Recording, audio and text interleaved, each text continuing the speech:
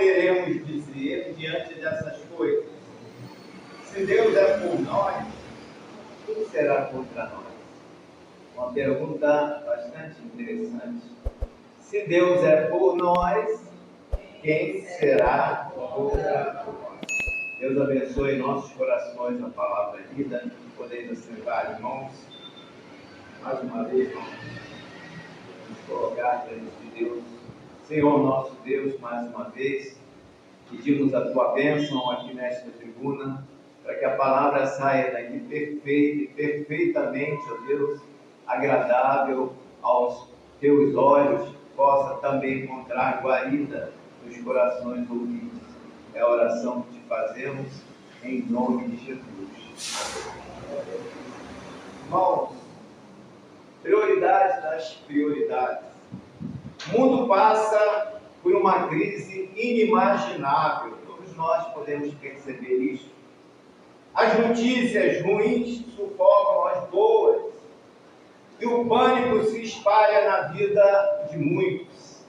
Existe um número considerável de pessoas que optaram por não mais assistirem aos telejornais pela predominância das más notícias. É do conhecimento geral que a violência cresce de forma assustadora em todo o mundo. As substâncias entorpecentes escravizam e ceifam a vida de milhares de pessoas e não escolhem classes sociais, pobres, ricos, medianos, todos são atingidos por esta epidemia. A escassez de alimentos é uma realidade em muitos países devido ao crescimento populacional. O desequilíbrio ambiental provocado pelo convívio irresponsável do homem com a natureza, tornando enormes áreas de terras estéreis, o desmatamento na Amazônia, poluição do ar e da água, trazem enfraquecimento ao ecossistema e cria enorme insegurança no mundo ambiental. Sem falar dos agrotóxicos que contaminam e comprometem a boa alimentação. No Brasil, por exemplo, as crises não param, é uma após outra, e não há como deixar de ser emocionalmente atingido. Até nós que conhecemos o fim dos tempos, nós também ficamos preocupados por este trabalhão ou turbilhão de acontecimentos. Como lidar com todas estas coisas? A questão envolve prioridades. Se priorizarmos as promessas do Senhor, poderemos até sofrer alguns danos, como diz o apóstolo Paulo. Em tudo somos atribulados, mas não angustiados, perplexos, mas não desanimados, perseguidos, mas não desamparados, abatidos, mas não destruídos. 2 Coríntios, capítulo 4, versos 8 a 9.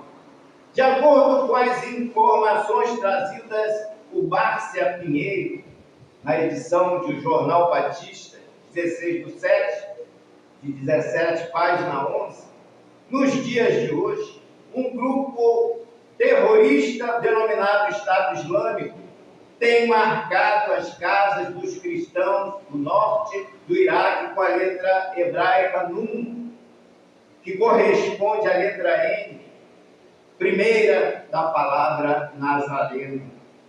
Lembrando que há quase 5.000 anos Deus marcou a casa dos hebreus com sangue para protegê-los contra a praga e fez cair sobre a terra de Faraó no Egito. Só que se o sangue do Cordeiro protegeu o povo de Deus naquela época, a marca da letra Nun de Nazareno funciona como um aviso de que eles devem escolher entre a conversão forçada ao islamismo, ou fuga para outro país, ou até a morte. Interessante que nós falamos neste assunto hoje, no estudo da Escola Bíblica Dominical.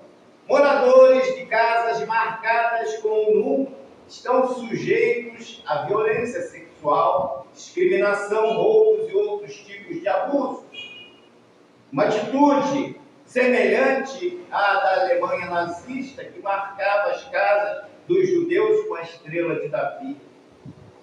Comovidas com esta situação, pessoas de todo o mundo têm assumido o compromisso de orar por aqueles que sofrem na própria carne o preço de ser um cristão.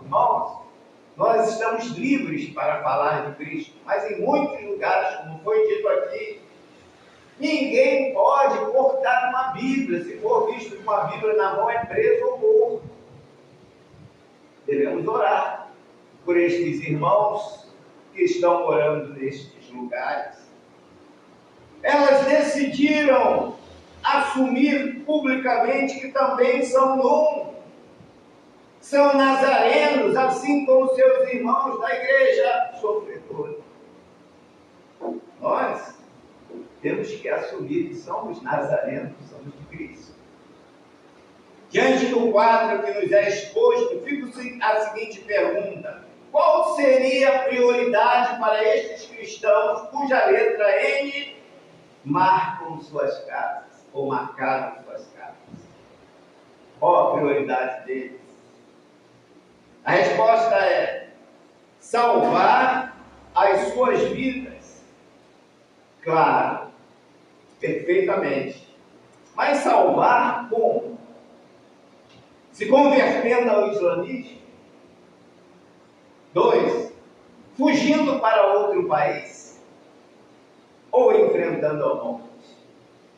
3 opções para salvar vidas. Se convertendo ao islamismo, fugindo para outro país, ou enfrentando a morte. Experiência semelhante à de Daniel. Irmãos, vamos considerar a seguinte situação. Se você estivesse dentro de um apartamento em chamas, no horário do seu banho, você tomaria o banho primeiro ou fugiria correndo? Você estando num semáforo, alguém com uma arma apontada diz: a carteira ou a vida? O que você entregaria? A vida ou a carteira? Tudo isso é questão de prioridades. A vida é mais importante do que o banho e a carteira, dos exemplos anteriores citados. Bem, considerando que as chances de sobrevivência através da fuga seriam mínimas, depreende-se que o mais sensato seria a conversão ao islamismo, certo? Não, errado.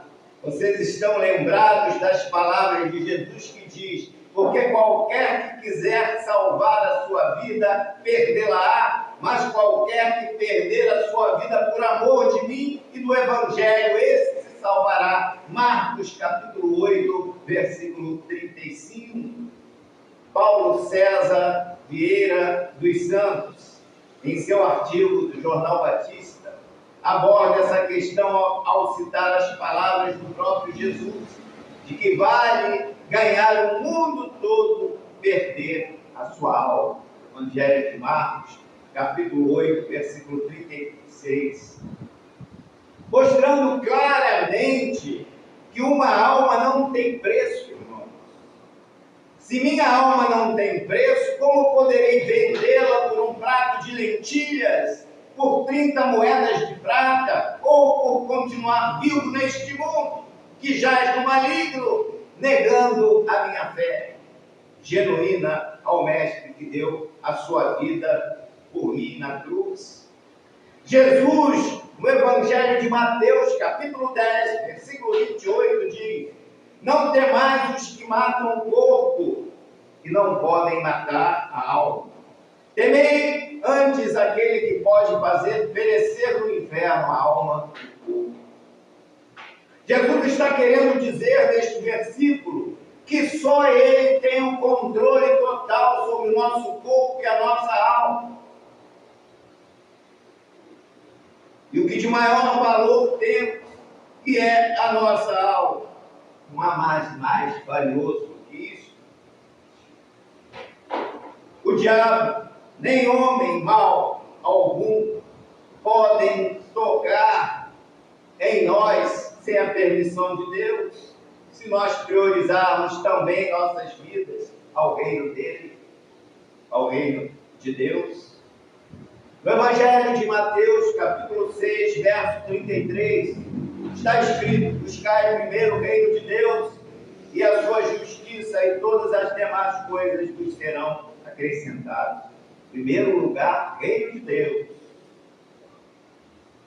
Mas o que seria buscar em primeiro lugar esse reino? Não seria priorizar o que de mais importante temos? O que de mais valioso temos? Que é a salvação das nossas almas? Jesus disse que o reino dele não é deste mundo. E nós gastamos tantas horas, toda a nossa vida, em busca de conquistas materiais, e ficam aqui, porque o nosso reino não é daqui. João Bunyan, ao se converter, tinha verdadeira obsessão por pregar o Evangelho. Por conta disso, começou a faltar aos cultos regulares da sua igreja, que era proibido na época. Não era uma igreja evangélica, evidentemente. Um dia, Bunyan foi preso e condenado. A acusação ter diabólica e perniciosamente se ausentado da igreja, promovendo reuniões e ajuntamentos ilegais. Como muitos dizem que os ajuntamentos dos evangélicos são ilegais, naquela época Bunyan passou por essa experiência.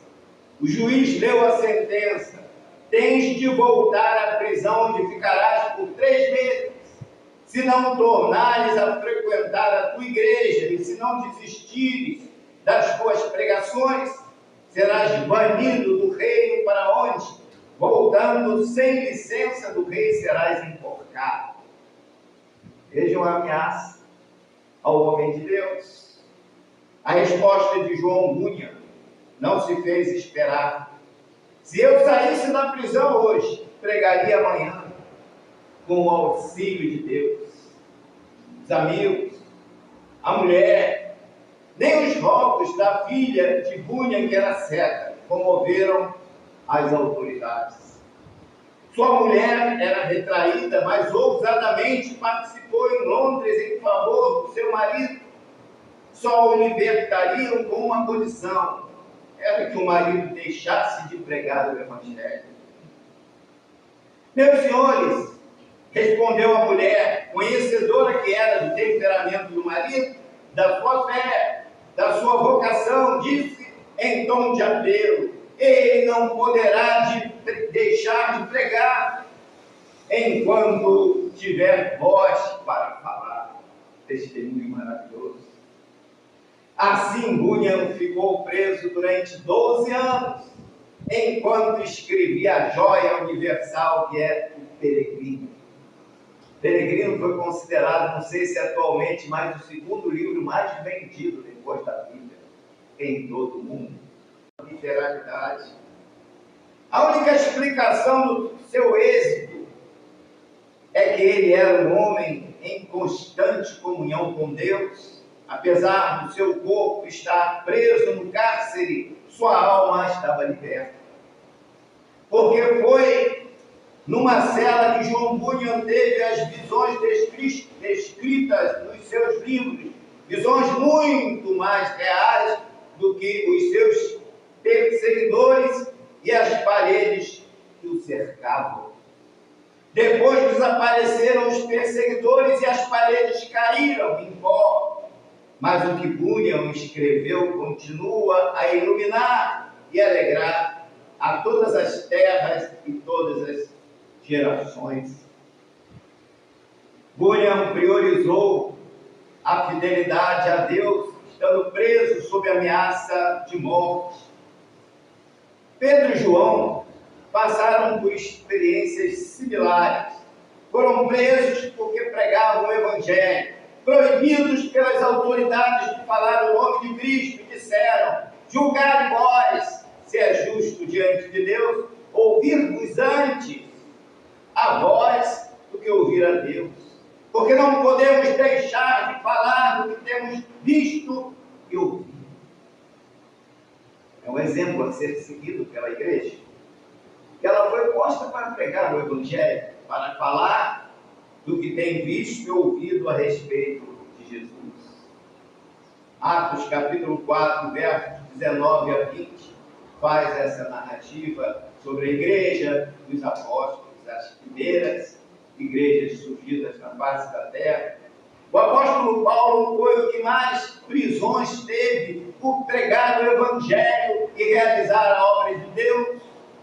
Numa cidade onde ele esteve preso, a cidade de Roma, por volta dos anos 64 a.C., ou melhor, da era cristã, Paulo escreve aos Filipenses usando a seguinte redação: quero, irmãos, que saibais que as coisas que me aconteceram contribuíram para maior proveito do Evangelho. O que aconteceu com Paulo? Foi preso, estava em Roma, encarcerado, e lá ele escreveu várias cartas que tornaram livros da Bíblia. Um deles, ele faz menção aqui, é a carta aos Filipenses. De maneira que as minhas prisões em Cristo foram manifestas por toda a guarda pretoriana e por todos os demais lugares. E muitos dos irmãos do Senhor, tomando ânimo com as minhas prisões, ousam falar a palavra mais confiadamente, sem temor. Verdade é que alguns pregam a Cristo por inveja e porfia, mas outros de boa mente. Uns por amor, sabendo que fui posto para a defesa do Evangelho, mas outros, na verdade, anunciam a Cristo por contenção, não puramente julgando acrescentar aflição, puramente por isso, com o propósito de acrescentar aflição às minhas prisões. Mas que importa, diz ele, contanto que Cristo seja anunciado de toda maneira, ou com fingimento, ou em verdade, nisto me regozijo e me regozijarei ainda, porque sei que disto me resultará salvação pela vossa oração e pelo vosso socorro no Espírito de Jesus Cristo. Filipenses capítulo 1, versos 12 a 19. Paulo, por estar preso, ele ocasionou muitas atitudes por parte dos cristãos e daqueles que o perseguiam.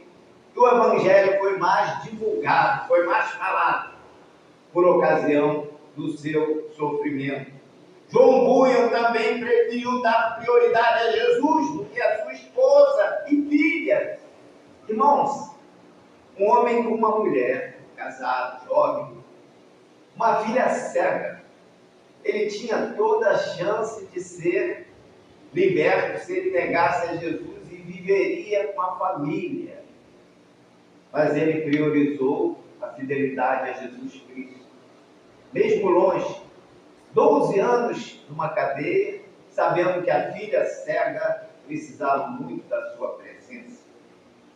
Que experiência gloriosa ele passou. Ah, meus irmãos, se ele não pregasse mais como queriam as autoridades, ele ficaria junto à sua família no lar, porém longe de Jesus. Jesus, o Mestre, o havia ensinado em Mateus capítulo 10, versos 37 a 38. Quem ama o pai ou a mãe mais do que a mim, não é digno de mim. E quem não toma a sua cruz e não segue após mim, não é digno de mim. Cristo é a prioridade, a família de Deus é a prioridade. Meus irmãos, a família em relação a Deus, ela precisa ficar em segundo plano. Ela não foi prioridade para Bunyan. Ele aprendeu isso com Jesus. E na narrativa de Lucas, capítulo 2, verso 39, aparece Jesus no meio dos doutores, seus pais o procurando, e ele era menino de apenas 12 anos. Como não o encontrassem, voltaram para Jerusalém em busca dele, o acharam no templo assentado no meio dos doutores, ouvindo-os, interrogando-os. E quando o viram, se maravilharam e disse-lhe sua mãe: Filho, que fizeste assim conosco? Por que isso? Eis que teu pai e eu ansiosos te procurávamos. E ele lhes disse: Por que é que me procuráveis? Não sabeis vós que me convém tratar dos negócios do meu pai? Jesus priorizou a família espiritual, o reino de Deus. Quantos crentes deixam de vir à igreja porque recebeu a visita do filho no dia do domingo, priorizando a família? Ou porque foi aniversário do neto, no dia do Senhor? Quantos vão à praia e voltam ao culto matutino? E o crente que foi numa festa dia de sábado, ficou até altas horas da madrugada, priorizando aquele prazer, até mais tarde, sabendo que não teria condição de acordar cedo para estar na escola dominical domingo. Sem contar os que estudam dia de domingo, exatamente no horário de culto. A Bíblia diz: a César que é de César, a Deus que é de Deus. Bunyan era um homem extremamente zeloso e amoroso para com sua família, mas como já foi dito, aprendeu com Jesus a priorizar o reino de Deus. Ele diz em um de seus escritos que a melhor maneira de passar os sofrimentos é confiar em Deus. Todos nós sofremos por diversos motivos, mas está aí a receita: confiar em Deus. Contudo, apesar do auxílio de Deus, senti-me um homem cercado de fraquezas. A separação da minha esposa, dos nossos filhos, aqui na prisão, torna-se às vezes como se fosse a separação da carne dos ossos. Vejam que ele não era insensível, não. Ele era muito amoroso e cuidadoso para com essa família. Só que ele entendia perfeitamente que a prioridade era o Senhor. Lembro-me das tribulações e misérias que meus queridos têm de sofrer, especialmente minha filhinha cega, minha pobre filha. Quão triste é a tua porção neste mundo. Serás maltratada, pedirás esmolas, passarás fome, frio, nudez e outras calamidades. Oh, os sofrimentos da minha ceguinha quebrar-me-ia o coração aos pedaços. João Bunyan era um homem de oração, devorava a Bíblia com avidez. Escrevendo a respeito deste grande herói da fé, alguém disse que Bunyan se encontrava preso em Bedford, numa prisão escura, e que na hora da refeição tinha direito à luz para se alimentar, vendo o que estava comendo. Mas naquela hora, Bunyan aproveitava a claridade para se alimentar da palavra de Deus. Quantos crentes trocam o reino de Deus pela comida? Os ímpios nem se fala. Jesus estava evangelizando a mulher samaritana, que ao saber que existia outra água, além daquela do poço de Jacó, água para dessedentar o espírito, água que produz uma fonte no interior de quem a bebe, que salta para a vida eterna, priorizou esta ao dizer ao mestre: dá-me desta água para que não mais tenha sede. João capítulo 4, versículos 7 a 15. Existem muitas coisas que são prioritárias em nossas vidas, mas temos que ser sábios nas escolhas dessas prioridades. Os discípulos tinham ido comprar comida na cidade e chegaram a oferecer essa comida a Jesus. Jesus lhes respondeu: uma comida tenho para comer que vós não conheceis. A minha comida é fazer a vontade daquele que me enviou e realizar a sua obra. Evangelho de João, capítulo 4, versos 21 a 24. Jesus não estava dizendo que eles erraram ao ir em busca de alimento para suprir as necessidades do corpo físico. Não é isso. Assim como Marta não estava errada em arrumar a casa para receber Jesus. Só que a prioridade ali não era arrumar a casa, era ouvir as palavras de Jesus. Como fez Maria, que escolheu a melhor parte. Mas Jesus ensinou-lhes a priorizar a comida espiritual. Em João capítulo 6, versículo 27, está escrito: trabalhai não pela comida que perece, mas pela comida que permanece para a vida eterna.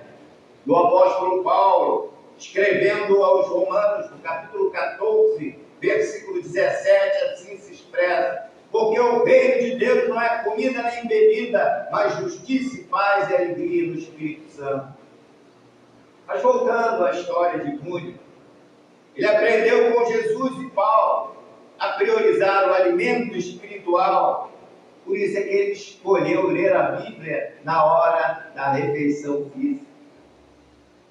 As nossas prioridades vão determinar o nosso sucesso ou fracasso, o nosso ganho ou perda, nossa bênção ou maldição, a vida eterna ou a morte eterna. Se você estivesse numa embarcação indo a pique e esquecesse uma bolsa com dinheiro na cabine, o colete salva-vidas sendo disputado ali naquela embarcação pelos passageiros e tripulantes, o que você priorizaria? A bolsa ou a sua vida? O mundo é essa embarcação. Os coletes salva-vidas representam Jesus.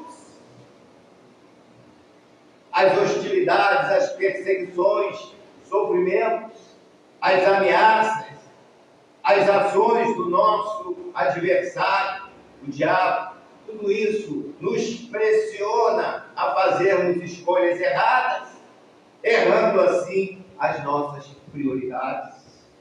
Agora, voltando aos nazarenos do início da mensagem, ameaçados com a marca da letra N no hebraico, em suas casas, qual seria a prioridade? A mudança para o islamismo? A fuga para outro país? Ou a morte? Sem mudar para o islamismo, se mudar para o islamismo, seria negar a fé em Jesus. Todo mundo sabe disso. Fugir para outro país seria alimentar a possibilidade de escapar com vida rumo a um futuro incerto. Poderia dar certo ou errado. E a morte? Seria ganho? O apóstolo Paulo responde: para mim o viver é Cristo e o morrer é ganho. Filipenses capítulo 1, versículo 21. Essa questão envolve os cristãos. E nós sabemos que o cristão verdadeiro tem a proteção de Deus, como diz o apóstolo Paulo no texto que nós lemos para embasar esta mensagem, no capítulo 8, verso 31 de Romanos: se Deus é por nós, quem será contra nós? Qual vai ser o inimigo mais poderoso do que Deus para nos tocar sem a permissão dele? Os terroristas são mais poderosos do que Deus. Eles não matarão nem abusarão de ninguém sem que Deus o permita. Não existe poder maior do que o de Jesus, que é Deus. Em Mateus capítulo 28, versos 18 a 20, ele diz aos seus discípulos: é-me dado todo o poder nos céus e na terra. E eis que estarei convosco todos os dias até a consumação dos séculos. Jesus está conosco todos os dias e Ele tem todo o poder para nos livrar se quiser. Mas se o nosso momento for aqui, glória a Deus por isso. Porque o viver é lucro e o morrer é ganho. Um terrorista bateu forte a casa da missão finlandesa, próxima à fronteira de Angola, no sul da África, dizendo: ajudem ou morrerei. Ela arde em minhas mãos, arde em meu coração, está me queimando. Enquanto falava, mostrava uma Bíblia na língua ovambo, toda perfurada, queimada e rasgada, manchada de sangue, perfuração com balas na Bíblia. Muitos anos antes, este terrorista havia estudado num colégio missionário, tinha ouvido a respeito de Jesus Cristo. Naquela época, ele desejou muito adquirir uma Bíblia. Havia poupado tudo quanto podia, mas não pôde conseguir realizar o seu desejo, não conseguiu comprá-la. Quando deixou o colégio da missão, esqueceu seu maior desejo e não demorou a se ligar a um grupo terrorista que se propôs a combater o governo da Namíbia. Depois de receber instrução do exterior, voltou ao sul da Angola para participar dos ataques cruéis à Namíbia. Num desses ataques, nas fronteiras da região de Ovambo, o grupo terrorista ouviu falar de um certo Josias, professor na região. Souberam que este professor dava aulas de leitura da Bíblia e ensinava ao povo ovambo a prática do amor, da paz e da mansidão. Com este ensino, ele desintegrava o apoio do povo ovambo ao terrorismo. Por este motivo, o grupo, assim, achou necessário que este professor fosse eliminado. Certa tarde, esperaram, escondidos à beira do caminho. Josias vinha cantando hino, fica comigo, enquanto se aproximava do lugar. De repente, os terroristas saltaram para o meio do caminho, gritando: você está bem dos que estudam, que ajudam os cachorros brancos, isto é, os cristãos. O comandante arrancou a Bíblia das mãos e atirou ao solo, dizendo: fuzilem esse povo. Josias pediu: espere, deem a oportunidade de dizer alguma coisa antes de me fuzilar. Ele ergueu a sua Bíblia, leu o texto de Romanos, justamente esse texto, capítulo 8, versículo 31. Se Deus é por nós, quem será contra nós? Depois disso, apertou a Bíblia contra o peito. O comandante deu ordem de fogo. Seu corpo e sua Bíblia foram perfurados de balas. Os terroristas ainda o saquearam, tirando o relógio e tudo que possuía de valor, sumindo depois do matagal. Um deles, porém, aquele que anos antes havia estudado naquela escola missionária, parou, depois correu ao redor do morro, tomou a Bíblia manchada pelo sangue e a colocou em seu bolso.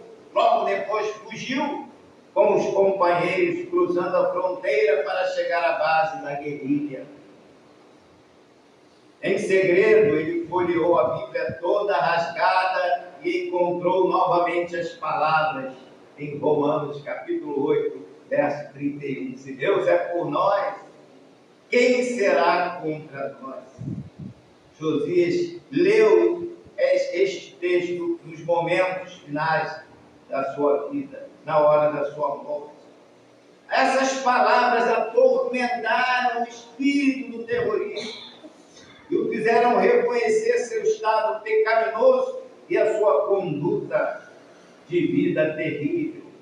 E ele estava fazendo naquele instante era arriscar sua própria vida, pois se seus companheiros descobrissem a Bíblia em seu poder, sem dúvida ele pagaria com a vida. Por isso jogou a Bíblia num matagal, mas logo depois sentiu um forte desejo de buscá-la novamente. Alguns dias depois ele lançou a Bíblia no fogo, mas não suportou vê-la queimando. Tirou-a novamente, seu estado espiritual começou a causar grandes problemas e a palavra de Deus ardia em seu coração como fogo. Se Deus é por nós, quem será contra nós? Quando já não suportava mais, fugiu da noite, do esconderijo dos terroristas com a Bíblia. Nas noites seguintes, ele caminhou em direção ao sul. Durante o dia, escondia-se no mar. Neste constante perigo de vida, ele cruzou a fronteira, chegou até aquela casa da missão, onde ele, pela primeira vez, ele conheceu as primeiras letras da Bíblia, onde bateu a porta para pedir ajuda. Na casa do missionário finlandês, o terrorista entregou seu coração, sua vida a Jesus. Ele não conseguiu encontrar paz antes de estar em ordem com Deus e arrumar a sua vida arruinada. Este ex-terrorista virou um verdadeiro nazareno. Que Deus assim nos abençoe.